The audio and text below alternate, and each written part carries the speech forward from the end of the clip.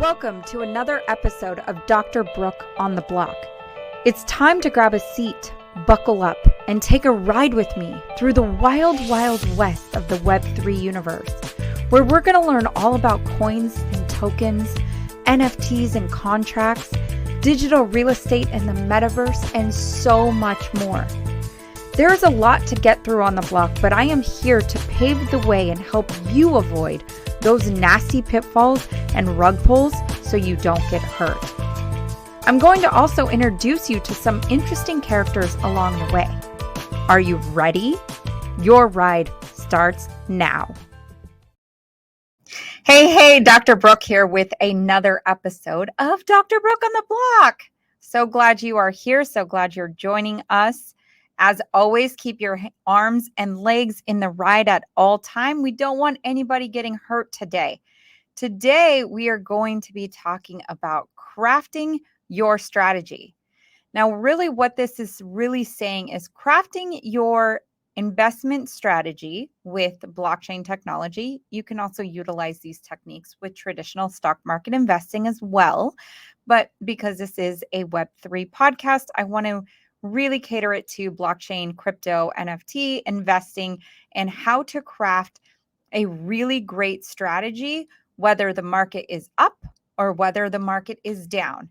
And said a little differently, whether the bull is outrunning, meaning the markets are pumping, and there's a lot of green indicators in the charts, or a lot of red in the charts, which means the bear is out of hibernation and he's come out to play.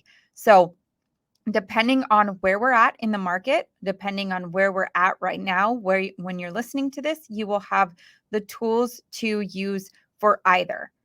At the time of recording, I will tell you that the bear is out of hibernation and we are in a bear market, although things are starting to shape shift and change a little bit. We've had some bull traps, which can be defined as a lot of green in the market over the course of a few days, and then coming back down to red. So it kind of gets some people's hopes up, and then they come back down to reality.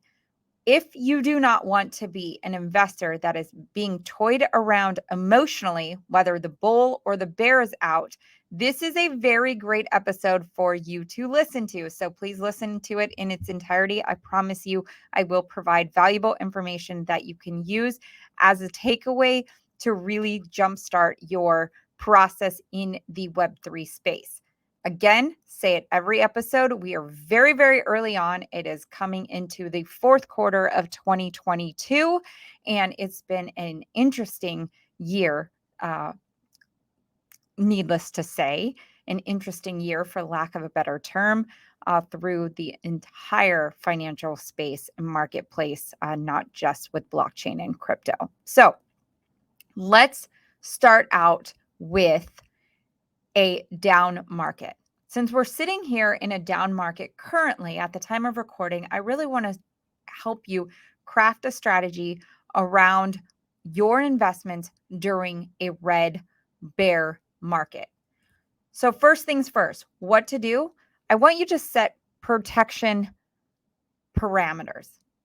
Now, understand this tip that I'm giving you right now is with the idea in mind that you've already done some decent research and you're already looking into projects, tokens, coins, different blockchains, NFT projects. You've done due diligence and reached out to me, asked me your questions, did what you needed to do. So now you want to make sure you're protecting yourself. So first things first, in a down market, you set protection parameters. So what that means is, let's say you invest $5,000 into a project that at the time you put the $5,000 in, you did your due diligence, you had conviction around it, and you wanted to put this money in. So you have the $5,000 in. Putting a protection parameter in place merely looks like setting up markers, and a lot of the crypto exchange apps that you can use allow you these tools to put in a parameter. So if it goes down by 10%, then it will automatically sell. It could also be where you have it in place where it goes down 10% and it triggers and it tells you, hey, it's down 10%, which then you can go into the app and choose to sell or not sell, or maybe you hang on to it. So set those protection parameters in place, whatever that number looks like for you. Is going to be different. I'm not going to give any blanket responses as to what that number needs to be, because depending on the dollar value that you have in there and what you're willing to take a potential loss on, if you have that protection parameter in place, then you are set to go. So this is something to actually work on getting set up prior to even getting set up in the actual app. So maybe sit down with a pen and paper and really think about what you would be okay with losing. And if this is something that you've shifted in terms of your conviction around it, maybe you found out later on in the news that a key player on the development team is no longer there, and the project or the company seems to be going to the trash, right? Going into the garbage. And so maybe you're losing a little bit of conviction around that. That's step two. Is if you have lost conviction around it, then be willing to cut your loss. Be willing to cut the loss. So first things is getting that protection parameter in place. And then the second thing would be willing to cut that loss. So if the transaction isn't automatically executed at the time that it drops that 10% in our example, then you go back in and you have to say, okay, well, if I've lost conviction around this project, then I will be willing to cut my loss no matter what happens. This is why it is so imperative to set these parameters and know this in your headspace. Write it all down on a sheet of paper, put it somewhere where you can see it, because emotions really will get you toyed around, right? Emotions will happen. So you'll see a big drop. Now, if conviction is lost, then you see that big drop and you have your parameters in place, then you don't have to worry about it. You execute and you move on. But if you have conviction still in the project, then maybe you don't have a parameter set up. Maybe you just allow it to ride out and allow it to do its thing. Maybe at that point in time, your strategy then becomes, let me dollar cost average into this project. Let me continue to put more in, because now the additional money I put in towards this project is actually increasing more in value, because now you're getting more tokens or coins for that same amount of money than you would have gotten, had you not put in, or maybe what you got at your original $5,000 investment. So you got to really, I'm hammering this point home because I think it is so valuable, is you got to get this strategy in place, and it doesn't have to take so much time, and it can be tweaked as you go. But it's so imperative that you get the investment strategy in place so that when these bumps along the road happen, and they will, again, all of the bumps along the road, the wild, wild west that I talk about with Web3, this is not new. When the internet first came out in the late 1990s, and there was the whole internet craze, companies were going IPO left and right. There was the bubble burst. People lost all kinds of money. They were investing all kinds of money, doing all kinds of crazy. That was the wild, wild west during Internet 1. We are in the wild, wild west of Internet 3 now, and the same things apply. Make sure you have conviction around what you're getting into. If you lose that conviction, make sure you have set parameters for those losses that you're willing. I am willing to take a loss of this percent, but I'm not willing to take a loss beyond that percentage. And understand, when those things happen, you got to turn around and follow the strategy that you laid out. Emotions will toy with you and they will mess with you, and you'll be like, oh my gosh. And we're going to talk more about that in a minute. But the next thing in terms of setting this strategy is, if you do execute a sell and you do execute moving the tokens out of a project because you don't have conviction about it anymore, or it lost too much value, consider moving those coins or those tokens or the NFT, not the actual NFT in and of itself, because if you liquidate an NFT, you're just liquidating it back into the currency that that NFT was purchased by. So if it was Ethereum, you're liquidating that, you're selling that NFT back into Ethereum. So consider, you can either keep the coin, like, okay, I digress a little bit. Let me bring us back on track.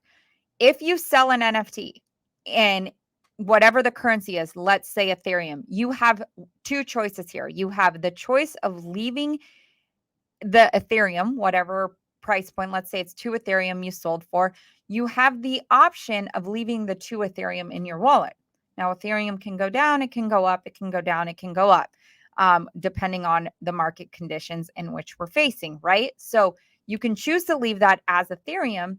But the other option that you have, I guess you have three choices. The other option you have is to put it into a stable coin, like holding it into a stable coin. That's USDT, which is Tether. And then you have USDC, which is another stable coin. There's other ones out there, but those are the two big ones. Those are the two that I would recommend to use as a potential just holding site in the moment. And then, of course, with an NFT sale, you can turn around and bring it back into like traditional fiat, whatever the currency is of your particular country that you're residing in. So that's with an NFT sale. Well, what do you do if you liquidate your holding on a cryptocurrency? And let's just use Ethereum because we're still on that train of thought. So we liquidate our Ethereum. We say, okay, Ethereum went down 10% of my value of which I was letting it do. And so now you're faced with, okay, well, what do? I just basically sold out, or I sold on my Ethereum. You can put that Ethereum also into a stable coin, or you can turn around and put it into fiat and just cash it out completely at the loss. The only reason I say to consider, to really truly sit with this and say, am I willing to put this into a stable coin? And these are the reasons why I think it might be a better play to put it into a stable coin, is because A, you have access to that a lot quicker. So if you're utilizing a centralized exchange to do these transactions, you are able to take that stablecoin and transfer it into another project that you did do due diligence on, and you have a lot more conviction on, and maybe it's starting to pump. So maybe you're able to make up for some of those losses that you cut earlier on.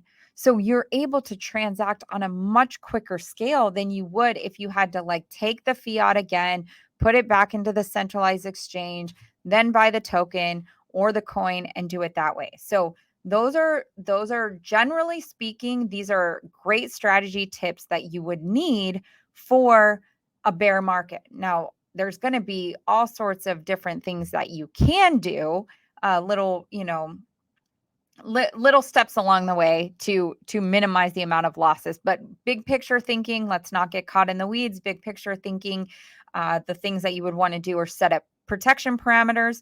You need to be willing psychologically to cut your losses, and we're going to talk more about psychology in a minute. And while you're in this waiting period before you decide which coins or which NFT projects to get into, consider putting those funds back into stable coins so you can transact with them a lot quicker. The biggest thing I want you to take away, yes, we want to set protection parameters, and yes, we want to do all these things. But the biggest thing I want you to take away from a bear market, a downturn, the advice I would say in a down market is to learn. Use this time to really educate yourself about the ecosystem. And if this whole idea about educating yourself around this whole ecosystem is so foreign or feels very overwhelming to you, you've been listening to these podcast episodes. If you haven't listened to all of them, I would encourage you to go back and listen to them. I would encourage you to download the Words of Web3 that I talk about pretty consistently on this show, because it does provide a base and a framework and a foundation for you to really educate yourself. And it does not take a lot of time. This can be something you can learn over the course of like 15 minutes a week, or maybe an episode a week that you're listening to of this show, and you're learning and you're developing and you're evolving your knowledge in this space. Because whether you are a contractor, whether you're a realtor, whether you work in retail or at Starbucks, it does not matter. Blockchain technology is going to shift the way in which we all operate in the world. And you have a really like great chance to get in so early on when things are so priced below their market value. There are so many projects with so much potential that are sitting at very, very small market caps right now. And when mass adoption globally happens, those things are going to skyrocket to over hundreds of dollars per token or per coin. And you're going to say, dang it, Dr. Brooke was sharing something about this space many, many moons ago. And I heard her talking about it, but I don't know. I didn't get in. And that was a nickel, or that was, a dollar even. So you never, never know. And that is why I'm so passionate about educating you guys, about helping you learn this space, because it's so imperative to creating generational wealth. It's an aspect of being able to create generational wealth. It's not an end all be all, um, but you can take a lot of the wealth that you create in this space and move it into different business opportunities, buy companies, buy real estate, buy multifamily properties, do all these fun, cool things, invest in yourself, and like have money to do things with the family, whatever it is. But you can move it out of here and start to create a life for yourself that's very different from the life that you're currently living, maybe trading time for money. As a health practitioner, I'm working with patients every single day, but I'm also educating myself in this space and learning and evolving, knowing that, hey, this might be not be popping off right now. And people might be like, oh, how much money is she really making? Everything's down. Yeah, everything's down, but it is a fire sale, guys. This is no different than people running to the mall during Black Friday event when things are clearanced out at 70%, or they get buy one, get one free if they shop between 6 a.m. and noon on Black Friday. This is no different, except people tend to run the opposite direction when it comes to blockchain or crypto or stocks or like any of the traditional finance stuff as well.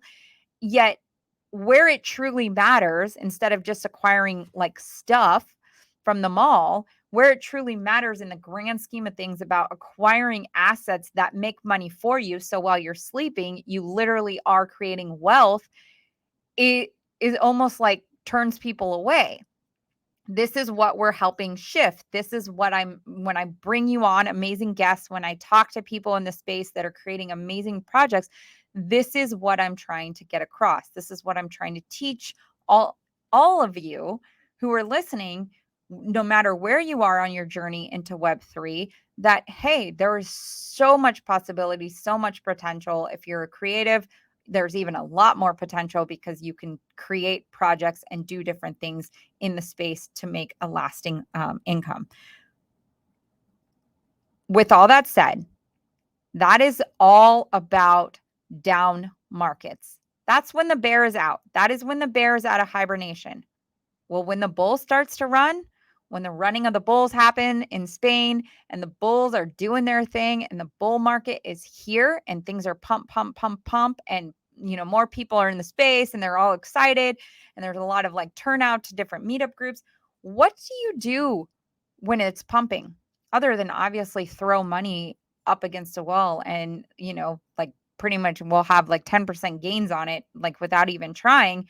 In most bear markets during the Web3, I mean, as we've gone through history with Web3 in the last 12 years, there's not a lot of history there, but every bull run, more money gets thrown at projects, more market cap, more income coming in. Obviously, that's going to make your holdings pump a lot higher than they were when you originally put money in. So then it's super exciting and people get, oh my gosh, I turned $200 into 1,500. Wow. Like I didn't even try. Like what happened? Well, there's also a strategy you need to do with that.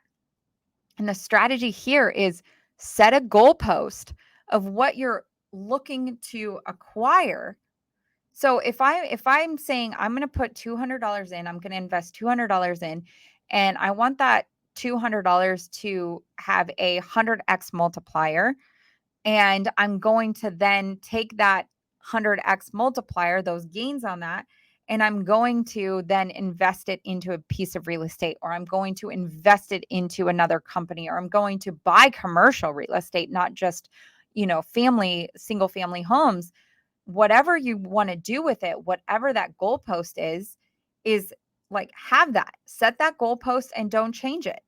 Because a lot of times, coming back to the psychology, there's pump, pump, pump, pump, pump, pump, and people don't end up getting out of the market on a really high note because they think in their minds it's going to go higher. I've personally made my own mistake in this very same thing. When the market was pumping so hard in November of last year, before the bear came out of hibernation, I said, I'm not getting out. Like, and then you put more money in and you put more money in, and you're putting money in at a higher level than you would have had you waited or just took out your gains and then, came back down when the market was coming down. So there is a lot of psychology around this. This is why it's very important to, again, write everything down, set it up before you actually are finding yourself in predicaments like this. Because if you have a concrete understanding of where you're trying to go or what you're willing to lose, then you're not getting toyed around by your emotions. You're not getting toyed around with the feelings of like, well, this is going to go higher and I can't get out. And oh my God, and woo, I'm going to be a multimillionaire. That's definitely possible. Don't get me wrong. That is absolutely more possible in this space right now than it is in any other financial market, derivatives, whatever it is. More possible to create multi-million dollar wealth with cryptocurrency, with NFTs, with blockchain technology than any other financial market right now. So again, here we are with a bull market. The tips to really like what kind of strategy to implement is understand, set that goal, don't change it, have your defined aspirations. So I am defining that I want to own 10 different properties, and I'm going to have those defined aspirations. So as I continue to make earnings in the market, I'm going to actually take those earnings out. I'm not going to sit there. Like it's funny to me that some people will open up their account during a bull market and get so elated off of the fact that their account turned in from $2,000 to $20,000, and they're so excited, and they go out to dinner with their friends and they're spending money. Well, you didn't actually make that 20,000 if it's still sitting in the account. You have to actually remove it out of there to actually show the gain. So it does not make sense to me why they get so elated and high about their earnings, and then they get so down and depressed about the red, because your position still remains the same. You still hold X, Y, and Z, or X amount of X, Y, and Z coin. So your position didn't change unless you decided, I lost conviction in this project and I'm selling it. The other thing when the bull comes out is don't let your head take over. I guess this goes with the bear as well, but when the bull is out, I feel like a lot of people allow their headspace to take over, and they're just literally like, I am better than you. All these attitude or all this like feelings that like they're on top of the world and they're this and they're that, which is, it's okay to have self-confidence. This is not, I am by no means knocking self-confidence. Self-confidence is so vital to like growth as a human being, not just in the financial space, but physically, spiritually, emotionally, mentally, what I do as a health practitioner. It is so vital, though, to not let your head take over.